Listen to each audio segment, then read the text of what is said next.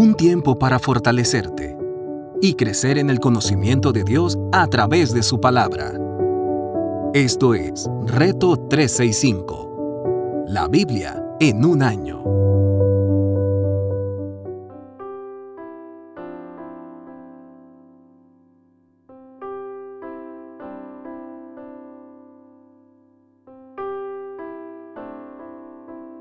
Reto 365, la Biblia en un año. Su servidora, Anaí Solís.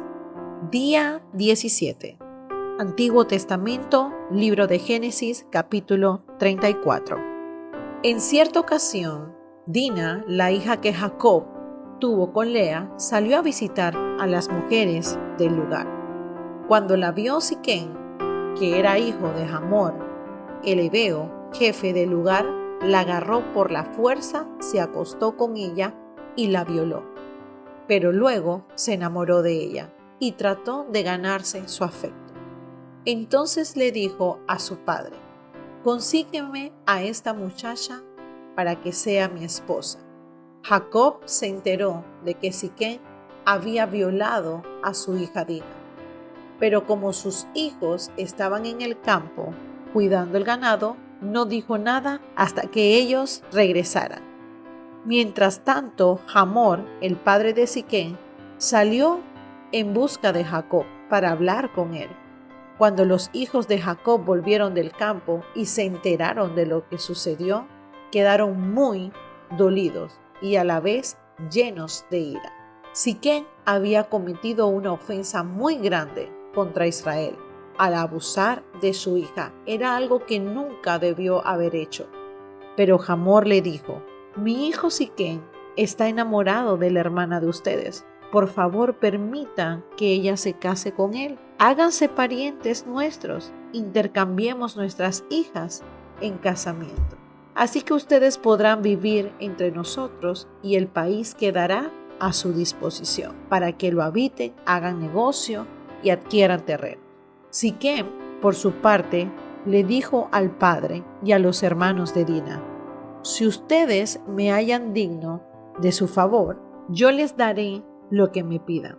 Pueden pedirme cuanta dote quieran y exigirme muchos regalos, pero permitan que la muchacha se case conmigo». Sin embargo, por el hecho de que su hermana Dina había sido deshonrada, los hijos de Jacob le respondieron con engaños a Siquem y a su padre Hamor. «Nosotros no podemos hacer algo así», le explicaron. «Sería una vergüenza para todos nosotros entregarle nuestra hermana a un hombre que no está circuncidado. Solo aceptaremos con esta condición: que todos los varones entre ustedes se circunciden para que sean como nosotros. Entonces, si intercambiamos nuestras hijas con la de ustedes en casamiento y viviremos entre ustedes y formaremos un solo pueblo. Pero si no aceptan nuestra condición de circuncidarse, nos llevaremos a nuestra hermana y nos iremos de aquí». Hamor y Siquem estuvieron de acuerdo con la propuesta. Y tan enamorado estaba Siquem de la hija de Jacob que no demoró en circuncidarse. Como Siquem era el hombre más respetado en la familia, su padre Hamor lo acompañó hasta la entrada de la ciudad y allí hablaron con todos sus conciudadanos. Le dijeron: «Estos hombres se han portado como amigos. Dejen que establezcan en nuestro país y que lleven a cabo sus negocios aquí, ya que hay suficiente espacio para ellos. Además, nosotros nos podemos casar con sus hijas y ellos con las nuestras, pero ellos aceptan quedarse entre nosotros y formar un solo pueblo, con una sola condición: que todos nuestros varones se circunciden como lo hacen ellos. Aceptamos su condición para que se queden a vivir entre nosotros. De esta manera su ganado, sus propiedades y todos sus animales serán nuestros». Todos los que se reunían a la entrada de la ciudad estuvieron de acuerdo con Hamor y con su hijo Siquem. Y fue así como todos los varones, fueron circuncidados. Al tercer día, cuando los varones todavía estaban muy adoloridos, 2 de los hijos de Jacob, Simeón y Leví, hermanos de Dina, empuñaron cada uno su espada y fueron a la ciudad donde los varones se encontraban, desprevenidos, y los mataron a todos. También mataron a filo de espada a Hamor y a su hijo Siquem.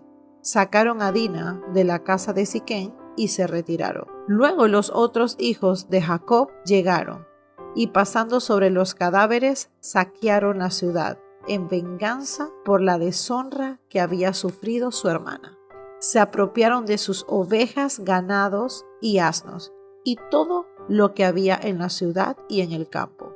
Se llevaron todos sus bienes y sus hijos y mujeres y saquearon todo lo que encontraron en las casas. Entonces Jacob le dijo a Simeón y Leví: me han provocado un problema muy serio.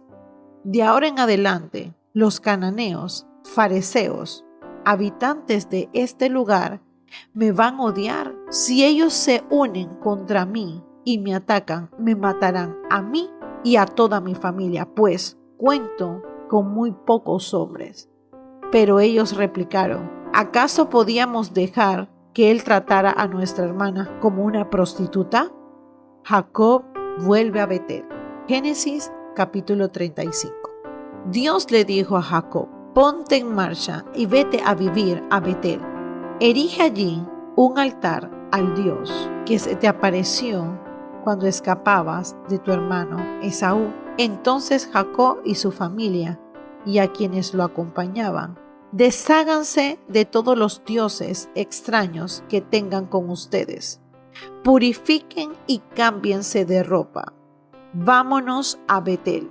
Ahí construiré un altar al Dios que me socorrió cuando estaba yo en peligro y que me ha acompañado en mi camino. Así que le entregaron a Jacob todos los dioses extraños que tenían junto con los aretes que llevaban en las orejas, y Jacob los enterró a la sombra de la encina que estaba cerca de Siquem. Cuando partieron, nadie persiguió a la familia de Jacob, porque un terror divino se apoderó de las ciudades vecinas.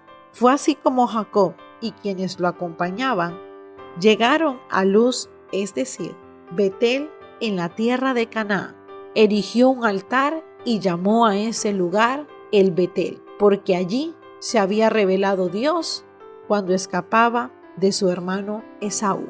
Por esos días murió Débora, la nodriza de Rebeca, y la sepultaron a la sombra de la encina que se encontraba cerca de Betel. Por eso Jacob llamó a ese lugar el León Bacut. Cuando Jacob regresó de Padán Aram, Dios se le apareció otra vez y lo bendijo con estas palabras: tu nombre es Jacob, pero ya no te llamarás así. De aquí en adelante te llamarás Israel. Y en efecto, ese fue el nombre que le puso. Luego Dios añadió: yo soy el Dios Todopoderoso. Sé fecundo y multiplícate. De ti nacerá una nación y una comunidad de naciones, y habrá reyes entre tus vástagos. La tierra que le di a Abraham y a Isaac te la doy a ti y también a tus descendientes. Y Dios se alejó del lugar donde había hablado con Jacob. Jacob erigió una estela de piedra en el lugar donde Dios le había hablado. Vertió sobre ella una libación y la ungió con aceite. Y al lugar donde Dios le había hablado, lo llamó Betel. Muerte de Raquel y de Isaac. Después partieron de Betel. Todavía estaban lejos de Efrata. Raquel dio a luz, pero tuvo un parto muy difícil. En el momento más difícil del parto, la partera dijo: no temas, estás por tener otro varón. No obstante, ella estaba muriendo y en sus últimos suspiros alcanzó a llamar a su hijo Benoní. Pero Jacob, su padre, le puso por nombre Benjamín. Así murió Raquel y la sepultaron en camino que va hacia Éfrata, que es Belén. Sobre la tumba, Jacob erigió una estela que hasta el día de hoy señala el lugar donde Raquel fue sepultada. Israel siguió su camino y acampó más allá de Migdal Edar. Mientras vivía esa región, Rubén fue y se acostó con Bilhá, la concubina de su padre. Cuando Israel se enteró de esto, se enojó muchísimo. Hijos de Jacob. Jacob tuvo 12 hijos. Los hijos de Lea fueron Rubén, que era el primogénito de Jacob, Simeón, Leví, Judá, Isaacar y Zabulón. Los hijos de Raquel fueron José y Benjamín. Los hijos de Bilhá, la esclava de Raquel, fueron Dan y Neftalí. Los hijos de Zilpa, la esclava de Lea, fueron Gad y Aser. Estos fueron los hijos que tuvo Jacob en Padán Aram. Jacob volvió a la casa de su padre Isaac, en Manré, cerca de Kiriat Arba, es decir, Hebrón, donde también había vivido Abraham e Isaac. Isaac tenía 80 años cuando se reunió con sus antepasados. Era muy anciano cuando murió, y lo sepultaron sus hijos Esaú y Jacob. Nuevo Testamento. Libro de Mateo, capítulo 12, verso 46. La madre y los hermanos de Jesús. Mientras Jesús le hablaba a la multitud, se presentaron su madre y sus hermanos. Se quedaron fuera y deseaban hablar con él. Alguien le dijo: tu madre y tus hermanos están fuera y quieren hablar contigo. ¿Quién es mi madre y quiénes son mis hermanos?, replicó Jesús. Señalando a sus discípulos, añadió: aquí tienen a mi madre y a mis hermanos, pues mi hermano y mi hermana y mi madre son los que hacen la voluntad de mi Padre que está en el cielo. Mateo capítulo 13, verso del 1 al 17. Ese mismo día salió Jesús de la casa y se sentó junto al lago. Era tal multitud que se reunió para verlo, que él tuvo que subir a una barca, donde se sentó, y mientras toda la gente estaba de pie en la orilla, y les dijo en parábolas muchas cosas como estas. Un sembrador salió a sembrar.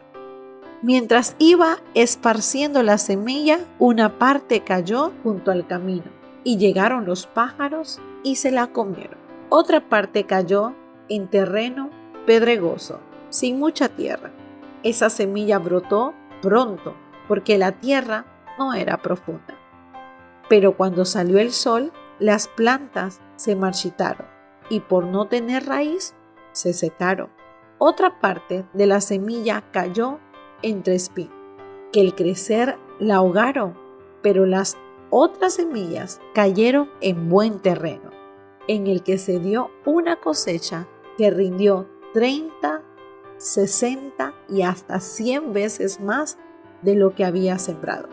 El que tenga oídos, que oiga. Los discípulos se acercaron y le preguntaron: ¿por qué le hablas a la gente en parábolas?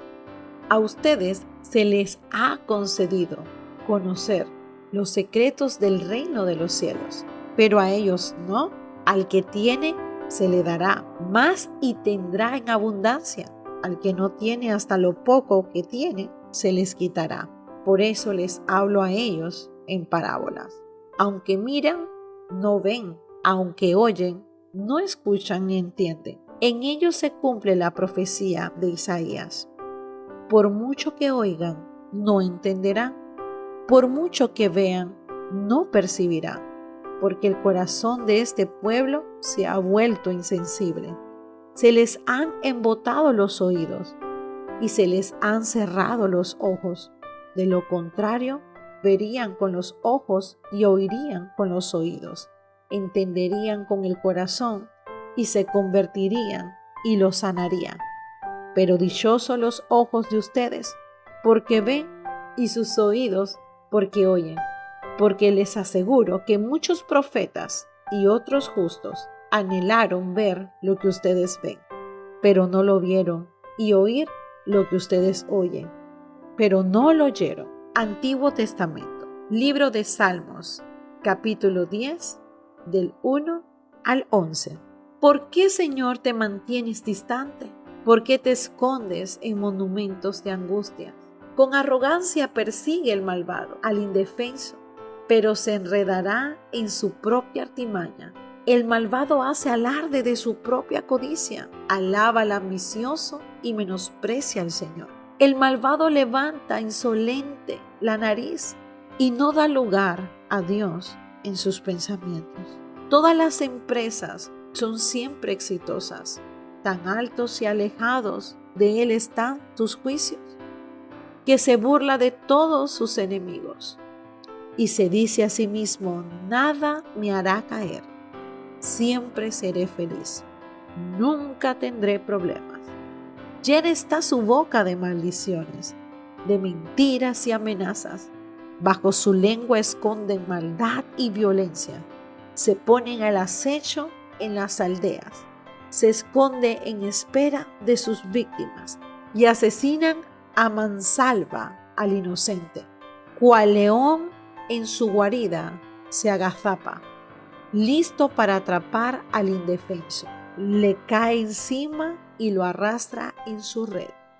Bajo el peso de su poder sus víctimas caen por tierra. Se dice a sí mismo: Dios se ha olvidado, se cubre el rostro, nunca ve nada. Meditación de este día. Tú, mi querido oyente, vas a poder llegar, vas a poder hablar, aconsejar, y dice su palabra que lámpara, que luz es la palabra de Dios. Pero hay muchas personas que no pueden recibir esa luz porque simplemente no creen o no comprenden lo que dice el Señor. El Señor le hablaba a sus discípulos: aunque miran, no ven; aunque oyen, no escuchan ni entienden. Es simplemente porque no atesoran y no quieren recibir la palabra de Dios. Por eso el Padre decía: dichosos los ojos de ustedes, porque ven, y sus oídos, porque escuchan. Podemos ver que la luz recibida produce más luz, pero la luz rechazada deja la oscuridad. Hay personas que no reciben la palabra de Dios, pues estas personas vivirán en oscuridad. Está solamente a una decisión de seguir al Maestro. ¿Tú estás dispuesto a seguir recibiendo el maná, esa palabra preciosa? Porque en tu vida ha llegado la luz de nuestro Señor.